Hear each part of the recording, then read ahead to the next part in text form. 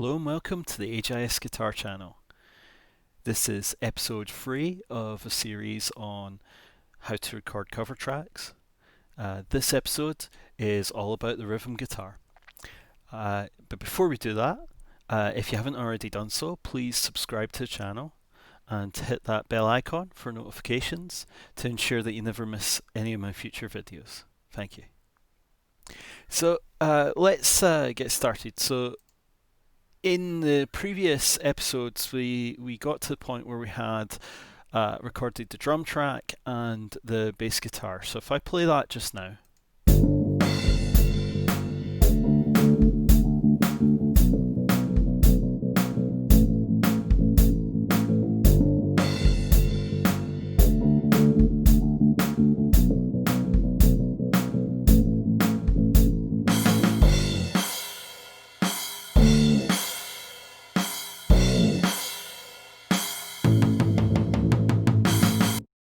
So you can hear that sounding pretty good.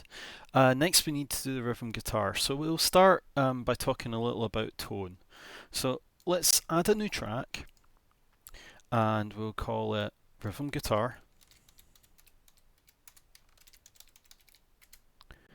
And we'll set the input and enable it so that we can hear the guitar, and we'll solo it as well. So as before with the bass guitar, we want to look at the tone on the guitar itself first. So with this guitar you can see it's HSS, so it's a humbucker, a single coil and another single coil. So what I'm going to do for the rhythm is I'm going to set the selector, pickup selector, to use the two single coil pickups, the one at the neck and the one in the mid, to allow us to get a nice rhythm sound.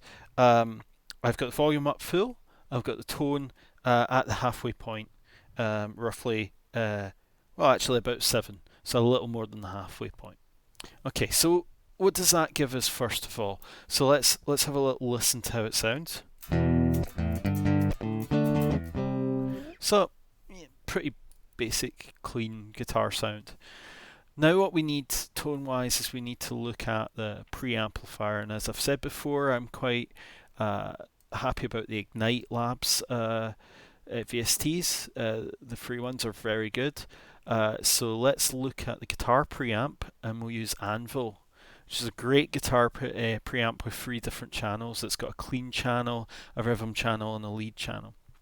So for our purposes, we'll switch it to the rhythm channel, and I'm going to turn it to be in a bright sound as well, but I'm going to leave the equalizer and the gain all at the midpoint. So let's hear what that sounds like. So it's quite a crunchy rhythm sound, which is fine. We'll go with that. We may need to smooth it out a little, but as we go through the other steps, we might get there. The next one is the power amplifier. So we're going to use, again, the Ignite Labs, just as I did with the bass guitar, TPA1. So this is the power amplifier. In this case, I want high presence, so I'm going to bring the presence all the way up, and let's hear what that sounds like.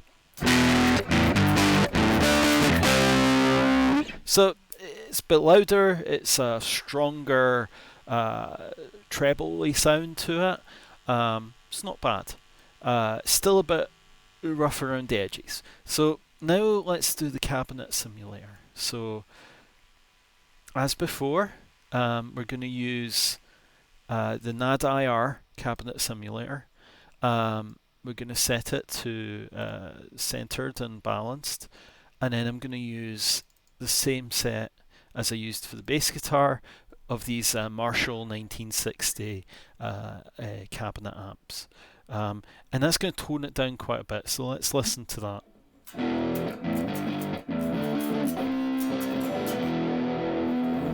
So the tone's dropped quite considerably, but so's the volume. So let's bring the volume back up a little. So we'll start with the volume on the preamp and we'll put it to the 3/4 level in the rhythm channel. And let's hear what that sounds like. So it sounds pretty good.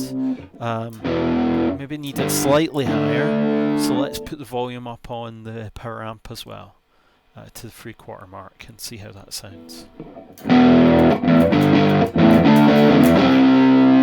I think that's great. It's about 3/4 volume it's coming out to. That sounds about right for our tone. So great. So let's close all these tones off, and let's have a little look at the tab. So here is the tab we had. We're now on the rhythm guitar part. If you recall, we're recording the guitar solo, which is 8 bars, and then the outro. Now if we look, just like the bass guitar, the 4 bars are repeated. We could just record those 4 bars the same way we did with the bass guitar, record the 4 bars and copy and paste it. But in this case, what I'm going to do is show you a slightly different recording technique, which allows you to just overdub, essentially, record over the top of the existing track. Now, if you look at this rhythm part, it's quite a tricky rhythm part, because you've got these triplets on beat 2 and beat 4, and you've also got this percussive strum at the end here. So it's quite a tricky part, and also remember that the tab overall has a swing or shuffle beat, which means that actually this should be a long and then a short in both cases here as well. So if I play it really slow, it should sound something like this, roughly. And we've got 4 bars of that, but we want to try and play along with the track this time when we're recording it. So to allow me to record it over the top of what I already have, I'll maybe need to turn the volume down a little bit because it's quite loud at the moment. And that might be right for the tone, but it's not right for recording it. So I'm going to bring it down to about here, just so I can hear myself thinking and hear the backing track over the top. May then need to bring it back up once it's recorded, but at least then I can hear what's going on behind it. We need to set the click track to have a pre-count in.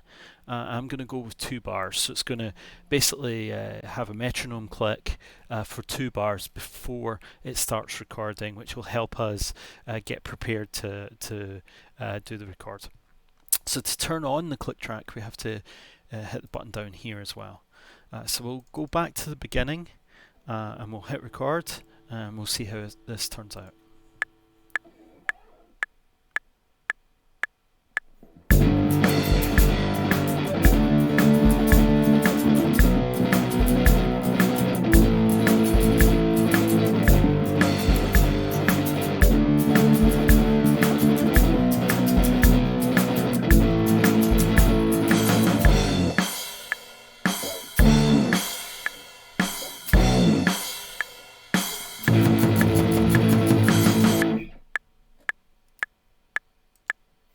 So that turned out pretty well, I think.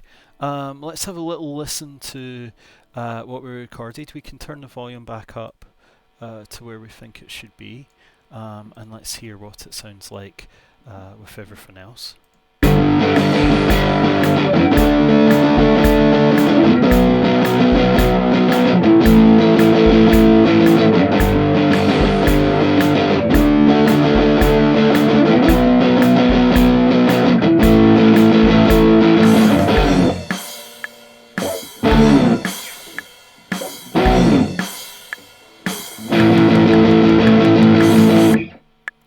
Okay, so we can see it's not too bad.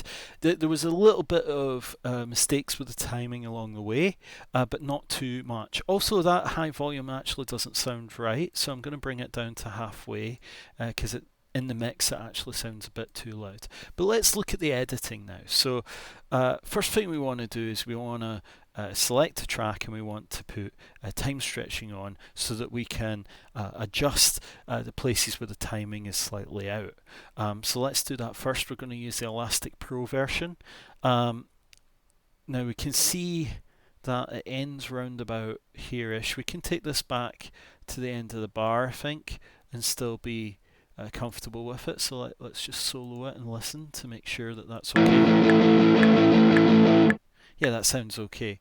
But what we can straight away see as we look here is that if we go, we're going to work from the end back to the beginning here to try and make sure that we correct any timing issues that we have. I'm also going to take the click track off so that we can hear it properly as well as we go through. So you can see we came in slightly early here. So if I select this, split the clip at the cursor position, hold down Alt and drag the endpoint back. I can also then drag the rest of it forward, and now we're perfectly on the bar, and let's just listen to that all together. So that sounds okay, it sounds better than it was, the timing's much better. So here we go with the beat and slide as before with the bass guitar. That should be in the whole of the first beat. So we can see we started maybe a slight touch early, although it's not actually that bad. But let's just take the start of it all the same. There, split the clip and just move it in slight touch. Same with the other side, and then we'll go to the end of the section of audio with a slide, and we'll split the clip again. Now, what we see here is that this part here is just background noise, so we should be able to just remove that. We can also see we were slight touch early in finishing on the slide, so we'll just hold down Alt and drag that out and get slightly better there. So if I solo, actually let's listen to it with everything else behind it. So we'll listen here.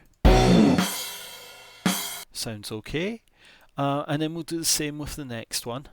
So this one looks like it's actually a slight touch late.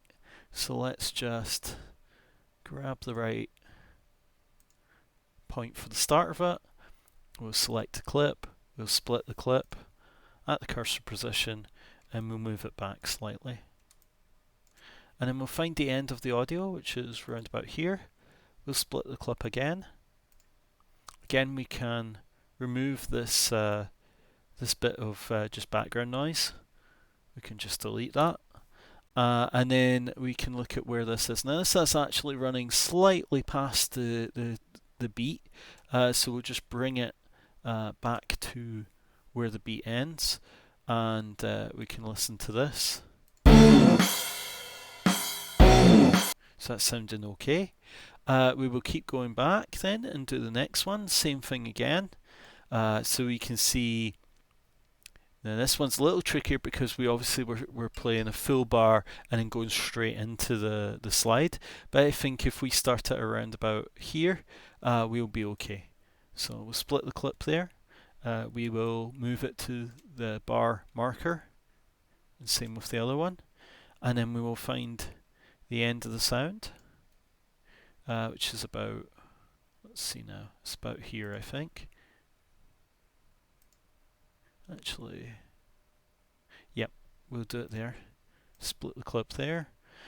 We can delete this part, and we can drag this part out to go the whole beat. So let's listen to this part of the outro.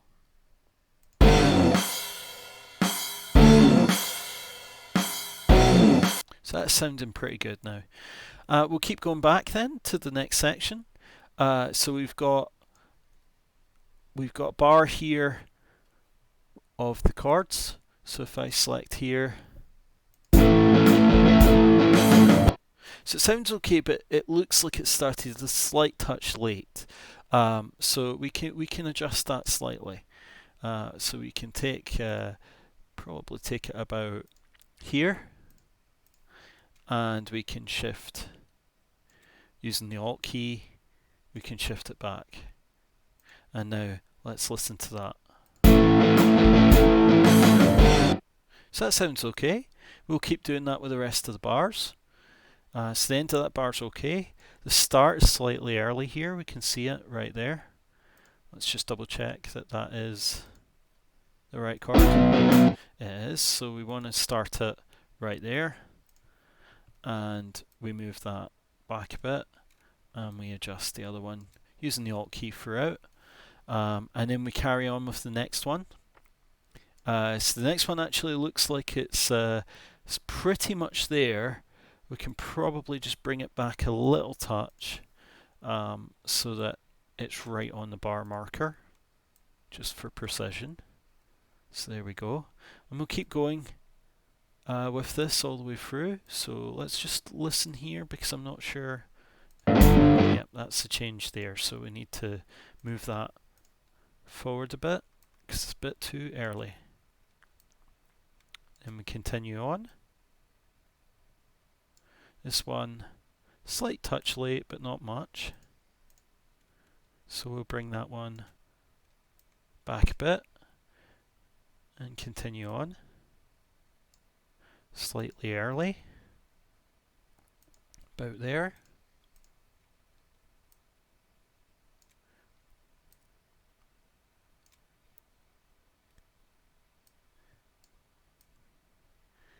And we'll keep going. So let me just listen to this bit.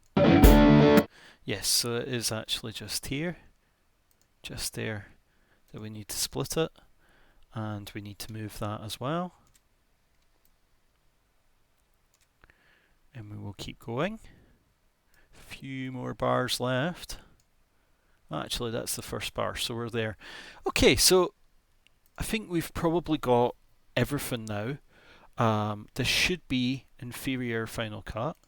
What we'll do is we'll just move the rhythm guitar up above the bass guitar, so it's at the top. And then let's give this a listen and see if it sounds okay.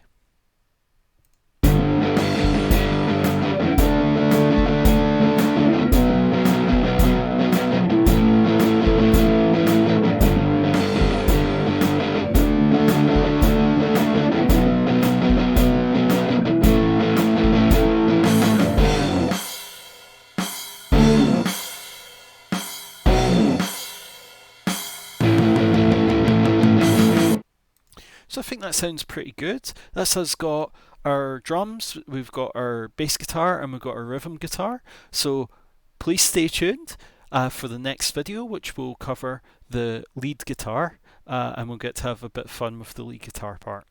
Thanks very much. Cheers. Bye now.